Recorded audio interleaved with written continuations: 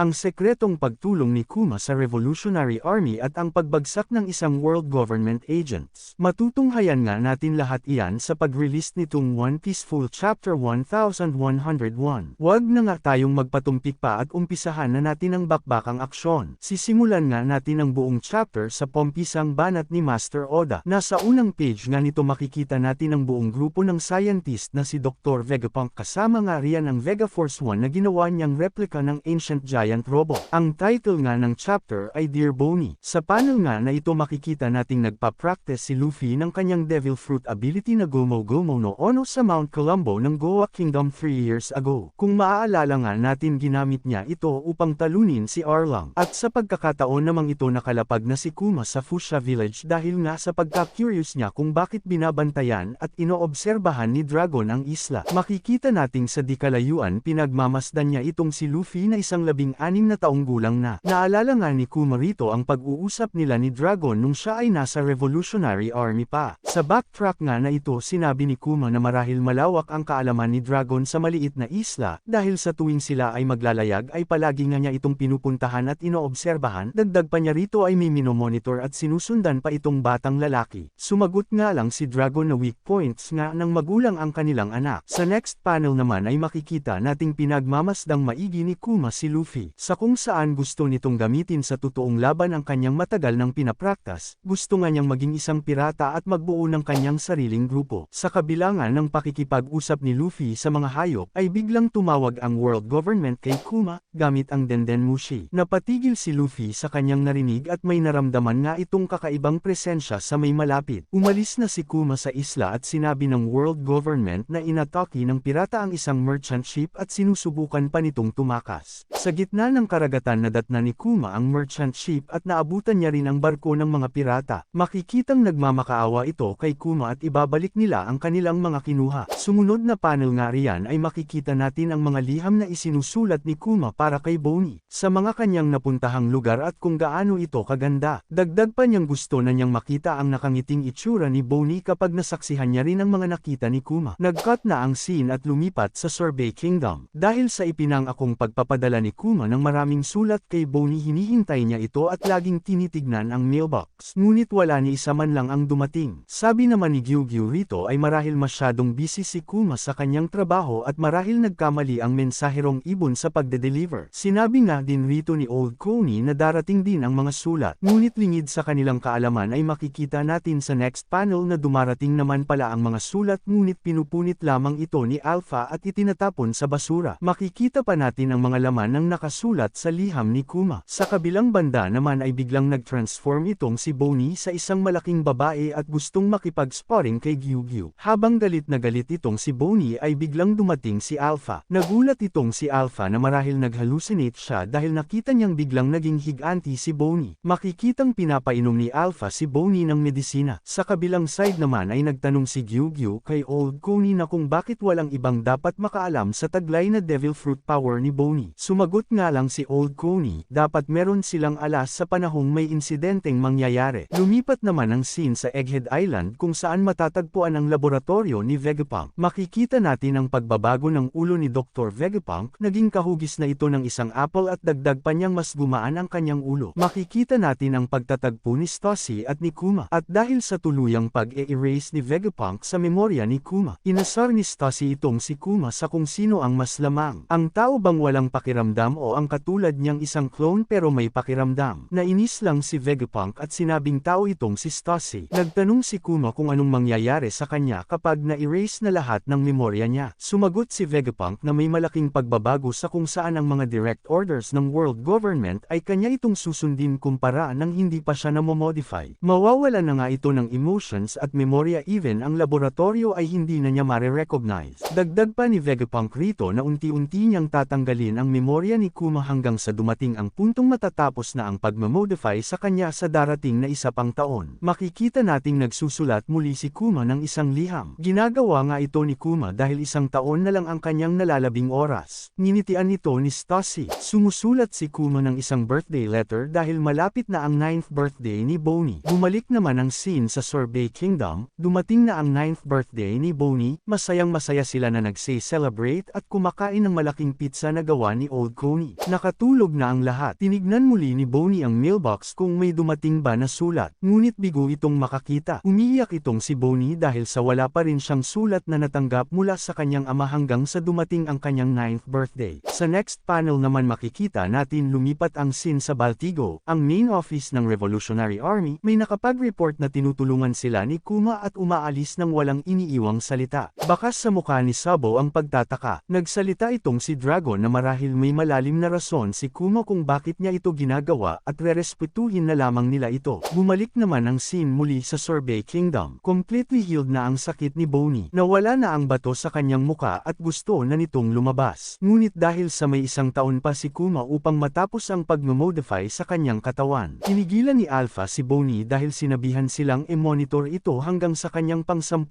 taong gulang. Hindi naniwala itong si Bonnie dahil naalala niyang sinabihan siya ni Dr. Vegapunk na 1 taon lang ay mag-heal na ang kanyang karamdaman. Sa kabilang banda naman, may nakapag-report kay Old Coney tungkol sa medical team na sila ay mga members ng World Government Intelligence Division. Nagkagulo na ang lahat at sinabi ni Old Coney kay Bonnie na marahil ito na ang kasagutan kung bakit wala siyang natatanggap na sulat. Nag-isip na kaagad ng plano si Old Coney upang makatakas si Bonnie. Sinabi niya rito kay Bonnie na pumalaot sa dagat kasama sila Gyugyu para hanapin ang kanyang ama. Dagdag pa niyang hindi mga ordinaryong fisherman ang mga ito at matutulungan nito si Bonnie na makita si Kuma. Nag-transform si Bonnie sa itsura ni Old Coney. Madali siyang nakalabas at hindi nagduda itong si Alpha dahil sa itsura ni Bonnie. Sa wakas nakita na ni Bonnie at naranasan ang natural na sikat ng araw. Sa di kalayuan nakita na niya sila Gyugyu, Potato, at Tots. Tumakbo si Bonnie papalapit sa barko at pumalaot kasama nila Gyugyu. Sa simbahan, hinahanap ni Alpha si Bonnie. Dahil sa ang lumabas nga na nakita niya ay ang matandang si Coney. Sinagot ito ng matanda kung anong sinasabi ni Alpha. Dagdag pa niyang si Bonnie ang lumabas. Hindi naniwala si Alpha at makikita natin na sobrang galit na ito. Sa barko naman habang nakalaot na sila Bonnie, gumamit si Alpha ng Rokushiki na tanging mga Cypher Paul agent lamang na under ng World Government ang may kakayahang gumamit nito. Lumilipad itong si Alpha papalapit sa barkong sinasakyan ni Bonnie. Naalala rito ni Bonnie ang itinanong niya sa kanyang ama, kung anong character meron ang Nika. Wala nga raw nakakaalam kung anong looks meron ang Nika. Ngunit ang kanyang katawan ay may characteristics ng isang goma. Sinugod ni Bonnie si Alpha sa ere ng kanyang distortion future. Lumaki ang kamao nito gaya ng Gear 3 ni Luffy.